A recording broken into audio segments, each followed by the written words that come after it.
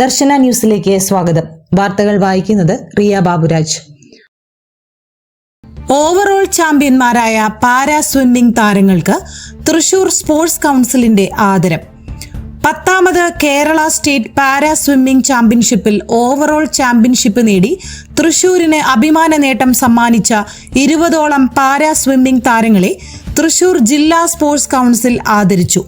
2026 May 26 നടന്ന summer camp സമാപന ചടങ്ങിലായിരുന്നു ആദരവ്. മുൻ ഇന്ത്യൻ ഗോൾ കീപ്പറും പരിശീലകനുമായ വിക്ടർ മഞ്ഞില ചടങ്ങ് ഉദ്ഘാടനം ചെയ്തു.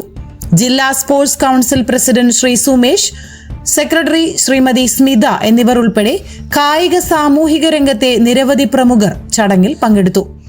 സംസ്ഥാനതല മത്സരവേദിയിൽ തങ്ങളുടെ മികവ് തെളിയിച്ച് തൃശൂരിന് ഓവറോൾ ചാമ്പ്യൻഷിപ്പ് നേടിക്കൊടുത്ത താരങ്ങൾക്കുള്ള അംഗീകാരമായിരുന്നു ഈ ആദരവ്.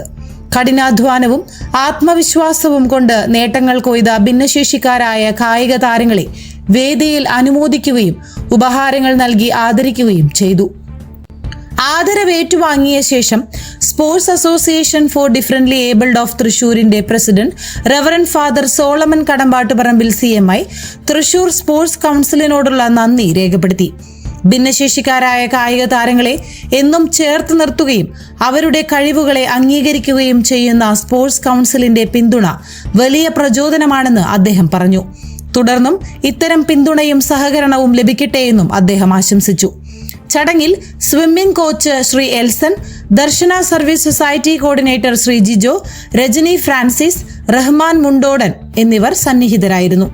ഭിന്നശേഷിക്കാരായ കായിക താരങ്ങളുടെ നേട്ടങ്ങളെ സമൂഹത്തിനു മുന്നിൽ ഉയർത്തിക്കാട്ടുകയും അവരുടെ മുന്നേറ്റത്തിന് കൂടുതൽ കരുത്തേകുകയും ചെയ്ത ചടങ്ങ് ശ്രദ്ധേയമായി.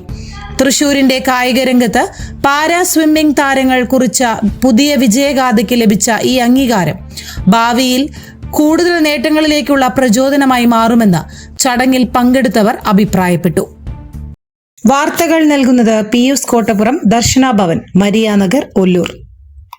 ഈ വാർത്താ ബുള്ളറ്റിൻ ഇവിടെ അവസാനിച്ചിരിക്കുന്നു. ദർശന ന്യൂസിന്റെ മറ്റൊരു വാർത്തയുമായി കാണും വരെ എല്ലാവർക്കും നന്ദി, നമസ്കാരം.